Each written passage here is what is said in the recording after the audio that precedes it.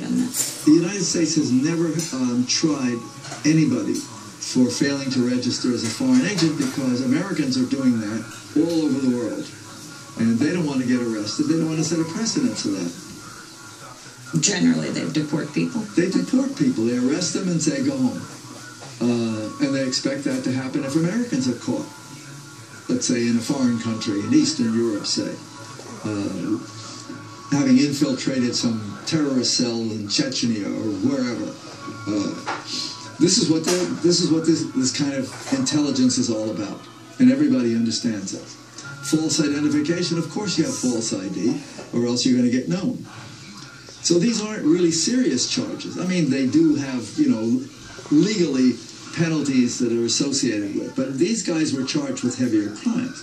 They were charged with conspiracy to commit espionage, conspiracy to commit murder, and, really, and these carried heavy sentences, and the judge went overboard. I mean, she gave Gerardo 2 life sentences plus 15 years, almost unheard of. And some of the sentences, by the way, were reversed by an appeals court, which said these sentences are ridiculous, and they lessened them. They forced the judge to resentence. And one of the Cuban 5, by the way, is now on parole in South Florida. But he is not allowed to travel outside of South Florida.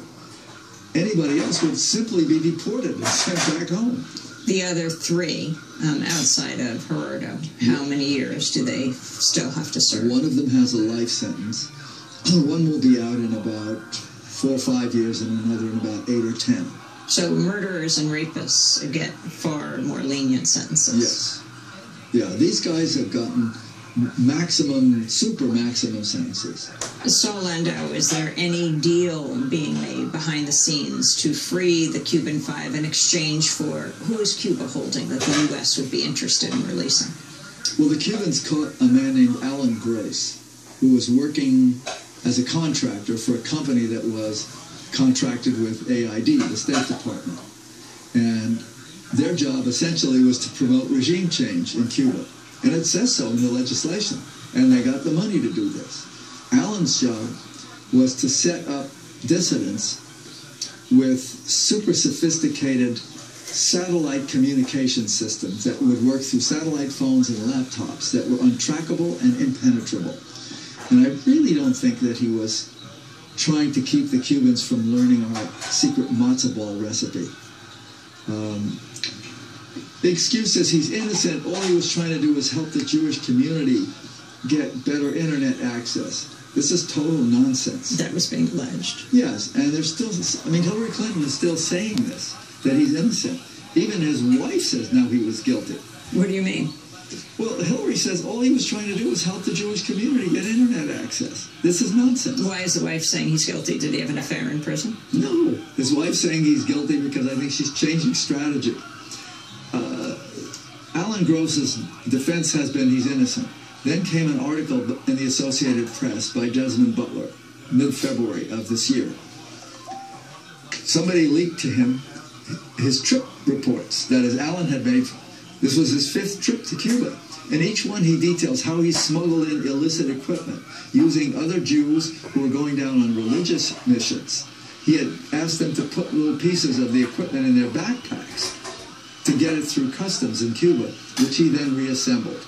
And he bought a SIM card, which made the system untrackable. In other words, these people could communicate with each other without Cuban counterintelligence finding out where they were. That's why I said, I don't think it was just to protect our matzo ball recipe. This was something deeper. Alan had done this in Iraq, and he had done it in Afghanistan. So he had a track record.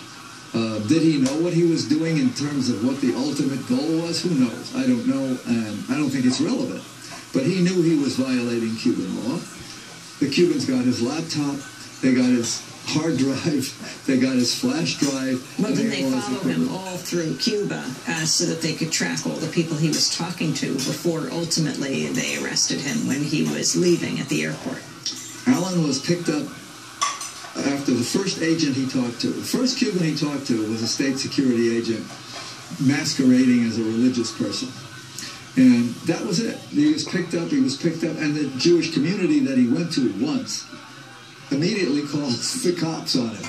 So Alan was identified, and the Cubans followed him everywhere he went and got a list of all the people he visited, and now will have all of his equipment to boot. So I think there's something that's possible that, how should I say it, reciprocal humanitarian gestures are now possible. The Cubans could free Alan Gross, and President Obama could free the Cuban Five. The late filmmaker Saul Landau, in a 2012 interview, talking about his film, Will the Real Terrorists Please Stand Up? He died last year at the age of 77. When we come back, we go to Havana, Cuba, to speak with Rene Gonzalez, the first freed member of the Cuban Five.